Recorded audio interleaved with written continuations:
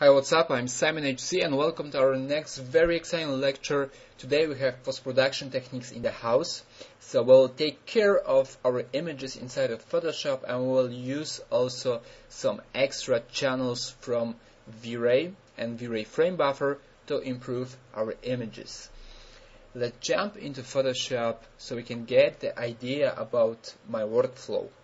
And right here we can see an image that has been straight saved from V-Ray Frame Buffer without any post-production. And we can say it's not looking really good.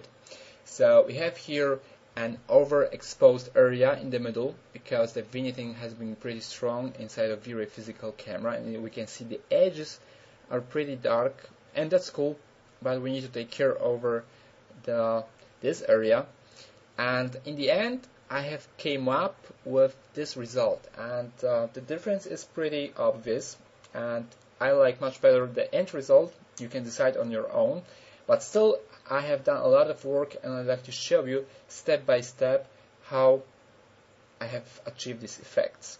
So I will disable a bunch of layers I have created here. So let's go just to the bottom. Now let's leave the first raw rendering.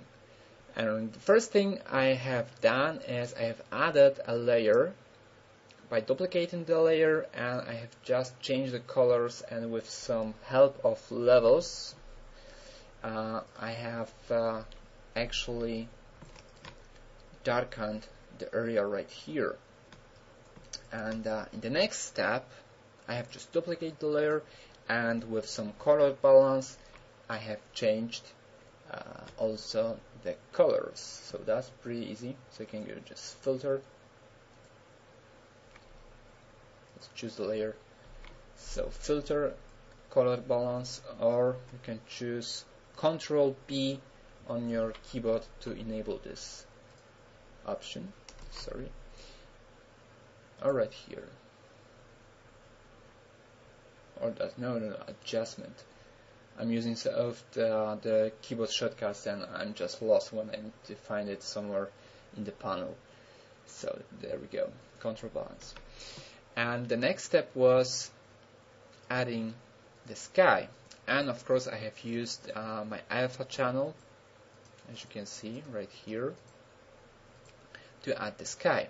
Once I have done that, I have added some more orange color to the interior, and to do this I have also created another channel. And you can see here's a mask I have created from a raw refraction channel straight from V-Ray Frame Buffer, and I will show you these channels during our step-by-step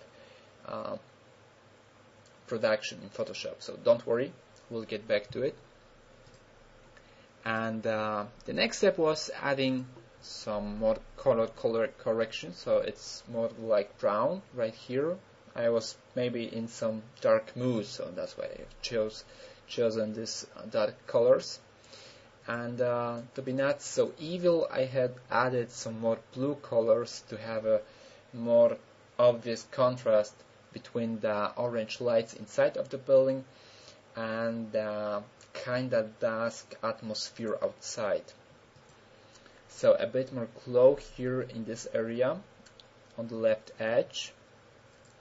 And the next step was adding some more light to the trees. Sorry, my mouse is just behaving weird. And to do this I have used just a simple dodge tool. So press O on your keyboard and you can just simply paint on it. Can choose the dark tones and it's gonna work perfectly fine. And the next step of course was another slightly color correction because it was kinda too blue, so I have changed it just a little bit.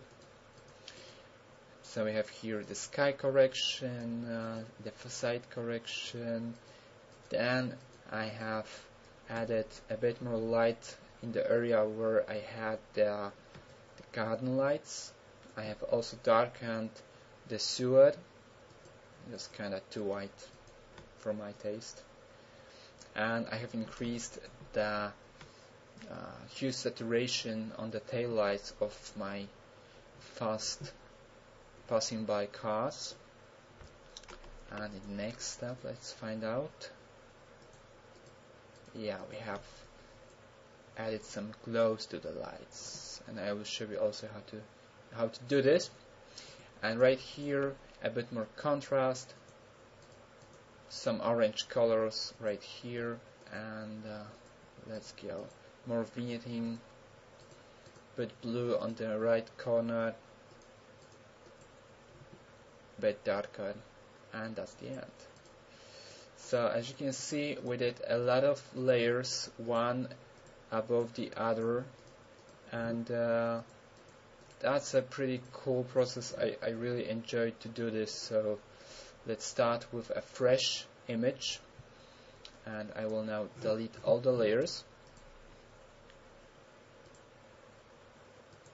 and I see you in few seconds in the second section, where I will show you the raw channels saved from V-Ray frame buffer, and we will try to go quickly through this whole process, and we will add even some more details, because I will show you how to easily create a light trail created by a car passing very fast when you have the shutter speed set to be very slow. So I see you in a few seconds, guys.